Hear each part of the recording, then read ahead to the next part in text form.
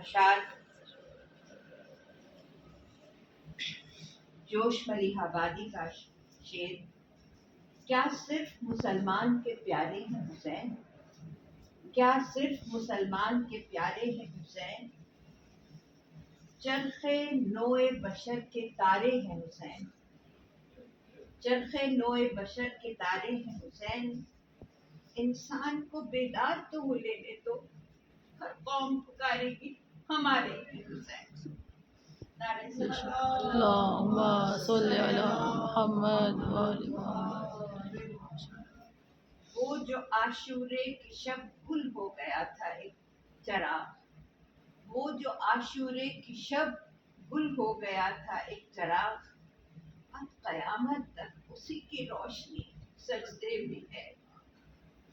نو کے نیزہ پر بھی ہوتی ہے تلاوت باد عصر.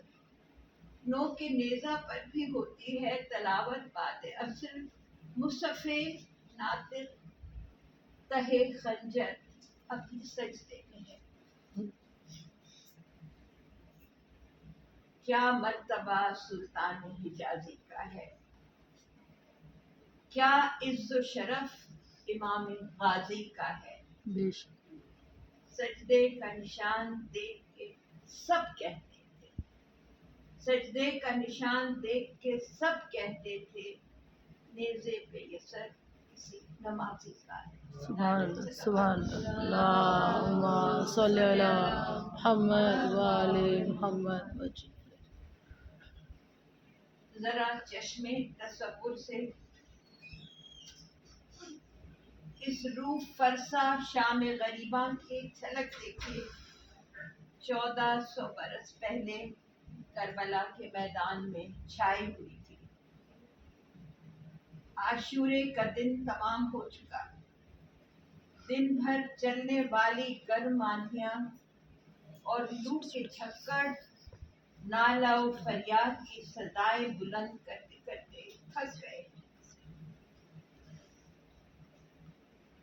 طائران ہوا دردناک آوازیں بلند کر رہے ہیں اور گھونسلوں میں بسیرا لینے کی جگہ صحرائے کربلا میں بے قراری سے پھر رہے ہیں. آسمان پہ گرد و غبار چھایا ہوا ہے. آسمان سے جیسے خون برس رہا ہے. آفتاب ایک بڑا سا خون کا آنسو ہے جو چشم فلک سے ٹپک پڑا ہے اور اب زمین کے دامن میں جذب ہونے کو ہے.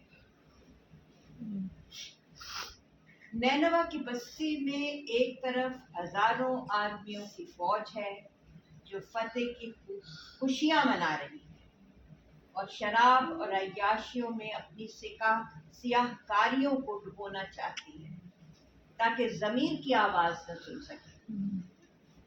ایک زرکار خیمے میں ابن سعد زرین لباس پہنے بیٹھا ہے. 72 سرحائے مقدس کا معائنہ کر رہا ہے اور اپنے فوج کو کے افسروں سے ایک ایک جانباز کی کہانی سن رہا ہے. اور بیچ صحرا میں حسین اور ان کے حق پرست ساتھیوں کی 72 لاشیں اس طرح بکھری ہوئی ہیں جیسے آسمان پر تارے. ان مجاہدوں کے پامال جسم اور حلق بریدہ اپنی زبان بے زبانی میں دنیا کو ایک ایسی امت داستان سنا رہے ہیں جس کی گونج ہمیشہ فضائے عالم میں گونجتی رہے گی.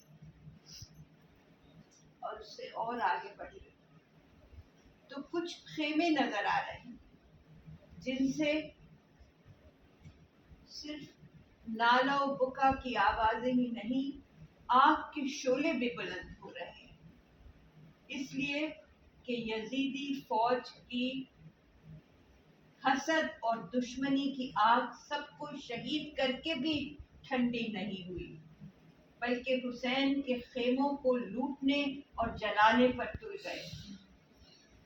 مگر درویش منش حسین کے گھر میں مال دنیا کا کیا کام. وہاں تو ایک مریض نوجوان، کچھ پیاسے یتیم بچوں، کچھ کوکھ جلی سہاگ اجڑی عورتوں کے سوا بس اللہ کا نام تھا. اور اللہ کا نام، روایت میں آیا ہے کہ ظالموں نے نبی زادیوں کی سروں سے چادریں چھین لی، نبی زادیوں کے سروں سے چادریں چھین لی. معصوم سکینہ کے کان زخمی کرتی ہے.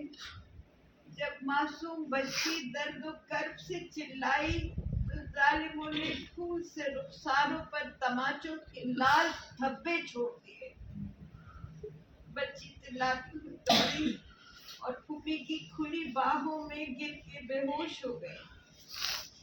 وہ بیمار اور بے ہوش امام حضرت عابد کو، جو اب بیواؤں کا آخری سہارا اور حسین کی آخری یادگار رہ گئے تھے، نیزوں کی نوکوں چبھو کر ہوشیار کرتے ہیں، اور بیمار کربلا غش سے چونکتے ہی صورتحال سمجھ کر پہلو سے تلوار کھینچ لیتے ہیں.